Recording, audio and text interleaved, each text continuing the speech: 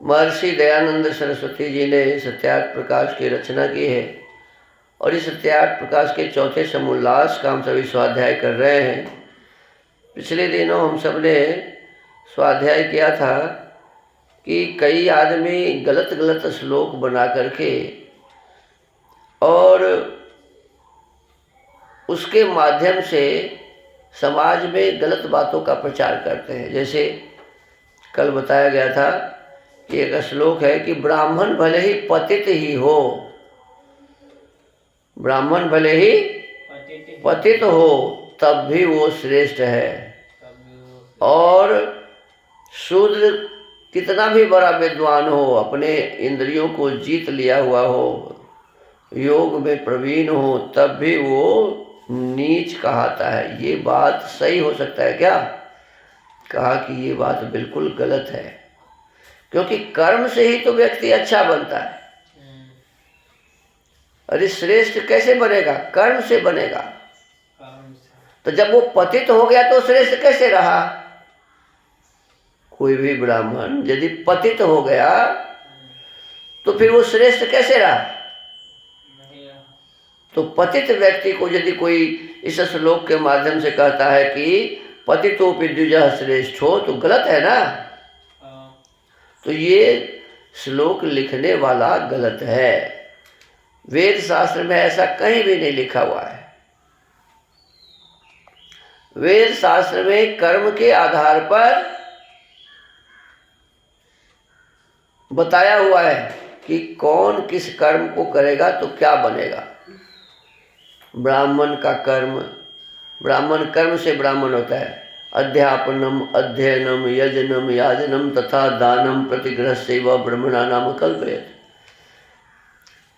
देखो, पढ़ने वाला पढ़ाने वाला, यज्ञ करने वाला कराने वाला, और दान लेने वाला और दान देने वाला, ये 6 काम जो करता है उस काम के आधार पर उसे ब्राह्मण कहा जाता है।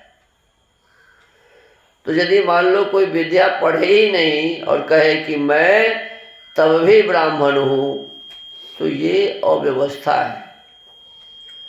जो विद्या नहीं पढ़ा, विद्वान नहीं है, उसे ब्राह्मण नहीं कहा जा सकता। तो इसमें जो ये कहा गया कि गाय निर्दुग्धा चापि गौ पूज्या, माने दूध भले ही दे या न दे, गाय पूजा करने योग्य है, और दूध देने वाली गदही जो है वो पूजा करने योग्य नहीं है। बताओ, कहाँ गाय, कहाँ गदही, और कहाँ ब्राह्मण, और कहाँ शूद्र? ब्राह्मण शूद्र मनुष्य है, गाय अन्य पशु है, और गदही अन्य पशु है, अन्य जाति की है। और उसके उदाहरण में इस उदाहरण को मिलाते हैं, कहते हैं कि ऐसे उदाहरण नहीं दिया जा सकता। इस उदाहरण के आधार पर उस बात को सिद्ध नहीं किया जा सकता।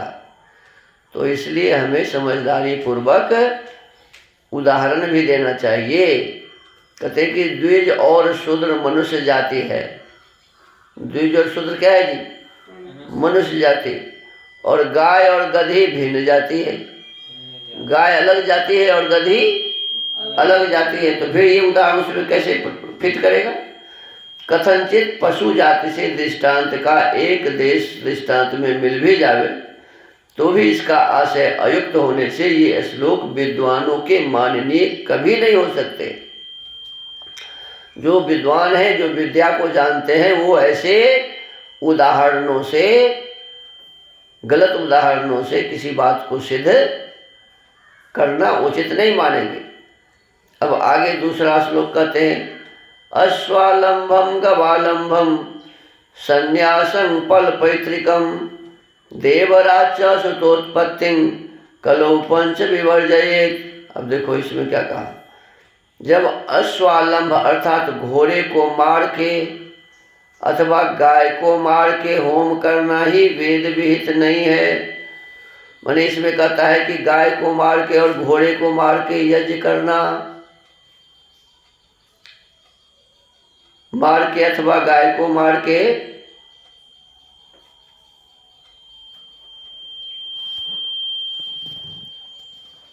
ये वेद में कहीं लिखा ही नहीं। तो वेद में लिखा ही नहीं है तो पहले होता था और कलयुग में ये सब वर्जित है, ऐसा इसमें लिखता था।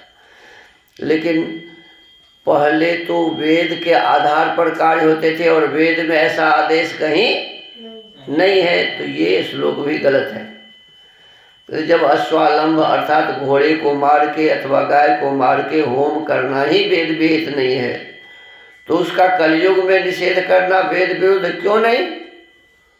अरे पहले तो कभी रहता, जब वेद में रहता तब ना, सतयुग में तो वेद के अनुसार काम चलते थे, त्रेता द्वापर में वेद के अनुसार काम होता था, और वेद में ये विधान कहीं है ही नहीं। तो इसका मतलब है पहले कभी ऐसा काम हुआ ही नहीं था। तो ये कहना कि कलयुग में वर्जित है, तो इसका मतलब तो है कि सतयुग और त्रेता में होता था। इस श्लोक का मतलब से होता है। ऐसे श्लोक बनाने वाले अज्ञानी व्यक्ति हैं, गलत हैं, नासमझ हैं, निर्बुद्धि हैं। तो कहते हैं ये तो वेद वेद है ही नहीं, तो कलयुग में मना करने का क्या मतलब? जो कलयुग में इस नीच कर्म का निषेध माना जाए तो त्रेता आदि में विधि हो जाए। यदि कलयुग में न करो और इसका मतलब हुआ कि त्रेता सतयुग और द्वापर में वैसा करो, तो इसमें ऐसे दुष्ट काम का श्रेष्ठ युग में होना सर्वथा असंभव है। और संन्यास की वेदादि शास्त्रों में विधि है, उसका निषेध करना निर्मूल है। कहते हैं कि कलयुग में संन्यास नहीं लेना चाहिए, ऐसा कहीं लिखा ही नहीं है। वेद में लिखा है कि प्रत्येक व्यक्ति को गृहस्थी भी यदि है तो गृहस्थ के धर्म का पालन करने के पश्चात वो वानप्रस्थ हो जाए। जब केश उजला होने लगे, संतान का संतान हो जाए, तो उसे वानप्रस्थ आश्रम में चला जाना चाहिए, और फिर वानप्रस्थ आश्रम में विद्या आदि का अभ्यास करके फिर जब 75 वर्ष का हो जाए तो उसे संन्यास आश्रम में जाना चाहिए। तो प्रत्येक व्यक्ति को सन्यासी बनने का विधान है, चाहे वो कलयुग हो, चाहे द्वापर हो, चाहे त्रेता हो, चाहे सतयुग हो। तो ये श्लोक भी गलत है कि गाय माने घोड़े को मार के, गाय को मार के हवन करना, संन्यास कलयुग में न लेना, ये कलयुग में कहा कि ये कभी भी करने योग्य नहीं है। ये काम माने गाय मारना और घोड़ा मारना ये कभी भी करने योग्य नहीं है, चाहे कलयुग हो, द्वापर हो, त्रेता है, सतयुग हो। और संन्यास लेना सतयुग में भी विधि है, त्रेता में भी विधि है, द्वापर में भी विधि है, और कलयुग में भी संन्यास लेना विधि है। ये हम कभी भी कर सकते हैं। तो ये बात गलत है कि कलयुग में नहीं करना चाहिए। फिर आगे कहते हैं संन्यास की वेदादि शास्त्रों में विधि है, उसका निषेध करना निर्मूल है। और जब मांस का निषेध है तो सर्वदा ही निषेध है। माने मांस के खाने की बात भी ये कहते हैं कि मांस भी कभी भी नहीं खाना चाहिए। और फिर कहते हैं कि जब देवर से पुत्रोत्पत्ति करनी वेदों में लिखी है तो यह श्लोक करता क्यों भूखता है? अब ये है कि यदि पति मर जाए या पति संतानोत्पत्ति करने योग्य न हो तो देवर का मतलब ही होता है जो दूसरा वर है। जो दूसरा वर है उसी का नाम क्या है?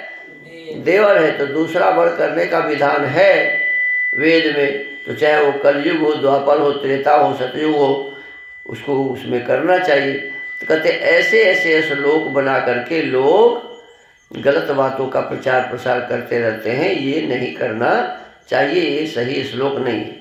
आगे और एक श्लोक है, नष्टे मृते प्रव्रजिते क्लीबे च पतिते पतौ पंच स्वापत्सु नारीणां पतिरन्यो विधीयते। यदि नष्टे अर्थात पति किसी देश देशांतर को चला गया हो, घर में स्त्री नियोग कर लेवे, उसी समय विवाहित पति आ जाए तो वह किसकी स्त्री हो? कोई कहे कि विवाहित पति की हमने माना, परंतु ऐसी व्यवस्था पराशरी में नहीं लिखी। क्या स्त्री के 5 ही आपातकाल है? जो रोगी पड़ा हो या लड़ाई हो गई हो इत्यादि आपातकाल 5 से भी अधिक है। इसलिए ऐसे ऐसे श्लोकों को कभी न मानना चाहिए। अब ये सभी श्लोक अपने स्वार्थ के लिए कभी कोई किसी ने बना दिया और उसी को लेकर के धर्म का डींग हाँकते हैं कि भाई आप यही धर्म है, इसी प्रकार से करना चाहिए। कोई काम कलयुग में नहीं करना चाहिए, कोई काम सतयुग में भी करना चाहिए, सतयुग में ही करना चाहिए कोई काम। तो इस प्रकार से अव्यवस्थाएं फैलाने वाली ये श्लोक हैं। इस श्लोक को प्रमाण नहीं मानना चाहिए, ऐसा स्वामी जी कहते हैं। तो आज के इस सत्यार्थ प्रकाश के स्वाध्याय के क्रम को यही विराम देते हैं। ओ